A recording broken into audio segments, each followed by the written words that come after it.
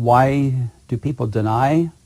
Well, maybe they deny Genesis first because it speaks of creation, it speaks of sin of Adam and Eve and the fall of man.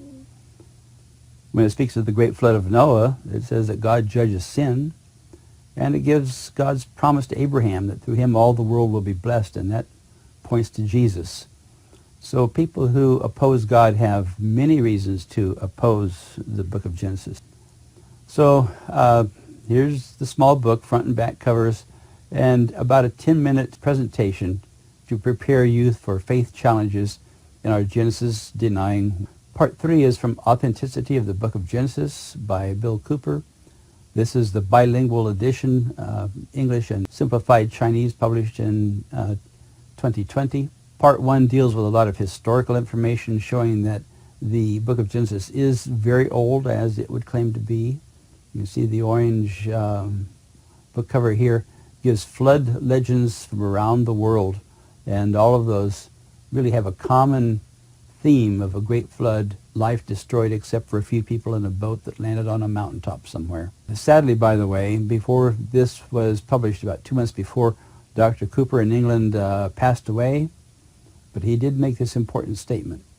Conservative Bible scholars and teachers should inquire into the many evidences for the truth of God's Word and make sure that these evidences reach Bible believers and the general public everywhere. Time-wise, the tablet was inscribed about 1,500 years before the exile to Babylon, so it was inscribed around the time of Abraham, whereas people who deny the authenticity of the book of Genesis, they would say it was maybe cobbled together from 500 or 600. The tablet fragment we'll look at is 1,500 years before this, so it's a very powerful proof that the story of Genesis being created when the Jews were in Babylon is just nonsense. Okay, the youth presentation begins here. So the Genesis flood tablet, the idea is keeping your faith strong in the Bible when others do not believe. So for many reasons we believe the Holy Bible is the inspired Word of God, from Genesis to Revelation, from the first verse of the first book to the last verse of the last book. But did you know that some people don't believe the Bible? They don't believe the great flood of Noah. The Bible's clear. Only Noah and his small family, 8 persons, were saved from the flood. Jesus said that too. God commanded Noah to build the ark, a great boat, and that is how they and animals survived. Interesting that ancient Chinese also seem to know something about the flood. Their ancient writing had a character meaning a large boat. Here it is, a large boat, a chuan. This means a large boat, and it's composed of 3 characters. Here's a small boat, and then add 8, and ba, the character for mouth, a ko. So a small boat with 8 persons would be a big boat, very big boat. Well, you may say, oh, that's just kind of a coincidence, but there are many other characters just like this that could practically tell most of the details in the first 9 chapters of the book of Genesis. What about the ark? What did it look like? Here's a photograph of a life-sized ark that was built a few years ago in Kentucky, USA. If you and your family have a chance to visit, you can see how the ark could have been built and what it may have looked like, both outside, like this picture, and inside. This is the actual size as is given in the Bible. A lot of science tells us the flood over all the earth was very real. But today, you're receiving this little small book about one little piece of history. Very old writing that was buried for over 4,000 years from the days of Abraham in the Bible. Our little book is part 3 of a book called Authenticity of the Book of Genesis. Here are the 3 parts of the book, part 1, part 2, part 3. This is the one we're going to be looking at. So let's first begin by taking a look at the front cover. Look at the title first, Authenticity of the Book of Genesis. Authenticity means it's true. It's not fake, and it's not made up by someone. a flood tablet. This is talking about a clay tablet. Why clay? Well, no paper 4,100 years ago. And this tablet gives God's command for Noah to build the ark. This picture is a painting of the temple in Nippur, today located in Iraq.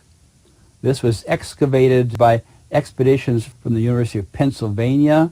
They found that the temple had been destroyed several times through history, but one of the earliest, around 2100 BC, about the time of Abraham.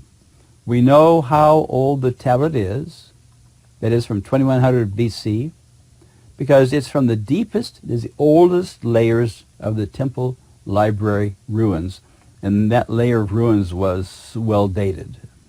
Well, here's a picture of the tablet. Actually, it's not a full tablet, it's a broken piece or a fragment of a clay tablet, about the size of a cell phone or maybe a person's hand. It has cuneiform writing on it, and these are just pressed in with a stylus in wet clay, and then the clay is baked to harden the tablet. They read horizontally, so you can see it's broken off here, it's broken off here, so some of the earlier lines that would have been in this section, some of it's lost here, some of it's damaged, illegible down here and here, so not all is illegible, so just this part that's mainly visible here is what will be translated.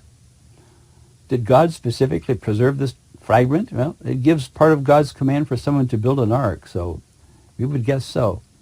This is in the University of Pennsylvania archives. It was cleaned and published in 1910. So the key point is that the tablet was buried around this time, around 2100 BC. The Jewish people were in captivity in Babylon around 5 to 600 BC. It's at this time that many people who do not believe the Bible, they don't believe Genesis is accurate, they don't believe it's history, they say, oh, it was just made up and gathered together from Mesopotamian myths and so on. But in fact, this tablet is 1,500 years before. So this idea that the Jews in exile dreamed up Genesis from their own minds and from pieces of mythologies in Babylon, that's just not possible. It doesn't make sense. There are 1,500 years in between. So many deniers of Genesis try to claim the original translation by Hilprecht in 1910 was flawed. So we've added independent translations by Albert Tobias Clay, that's ATC here, and Heidel in 1922 and 1946. The thing to see and remember here is that all three translations agree with each other, and they agree with the Bible. And Dr. Cooper's observation on this is, in most important details, it agrees with the biblical version of the deluge meaning the Great Flood, in a very remarkable manner. Here on the back cover, you see some of the lines, line 3, line 4, line 6, and line 8, because there's not enough room on the back cover to give the whole translation, so you have to go inside to pages 55 and 56, full translation.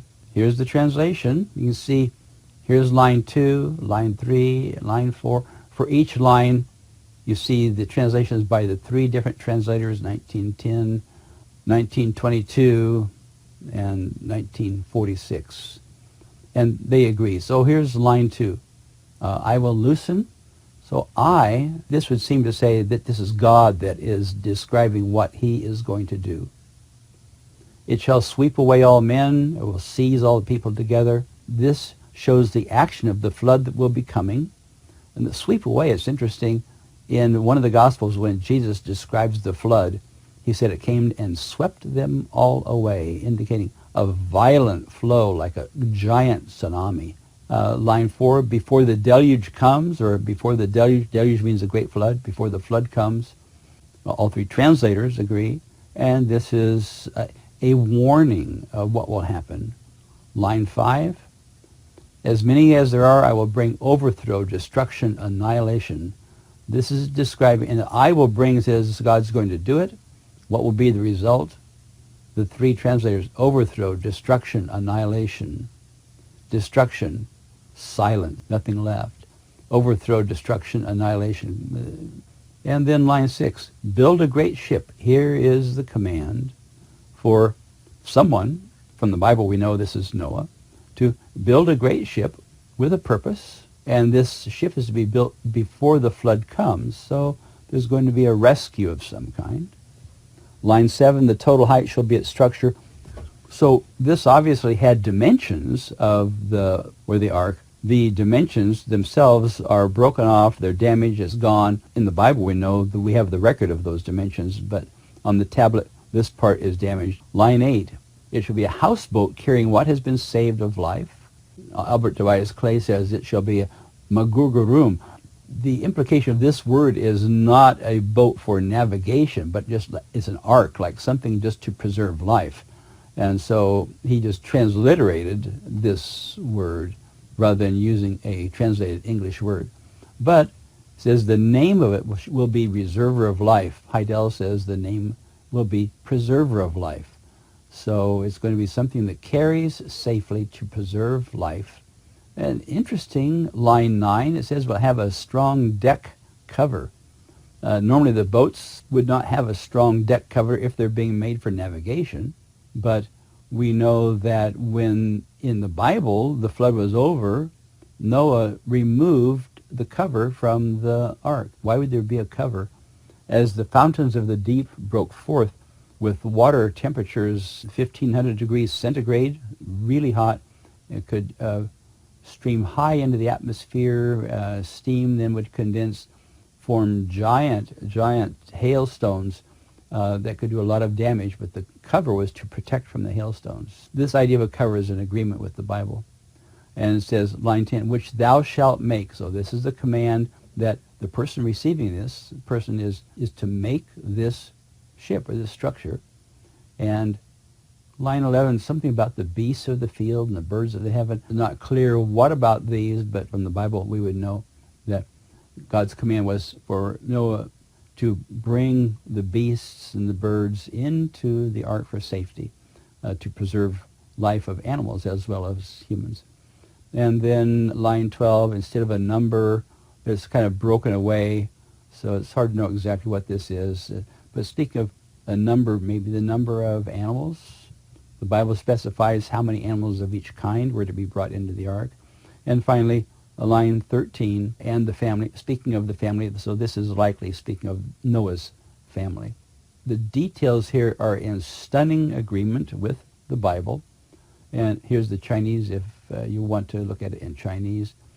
So now that you've seen it, so for youth receiving a copy of this, and usually this would be grade 7 to college freshmen, you are being presented with a book by dad or mom or some other person important to you who will pray for you.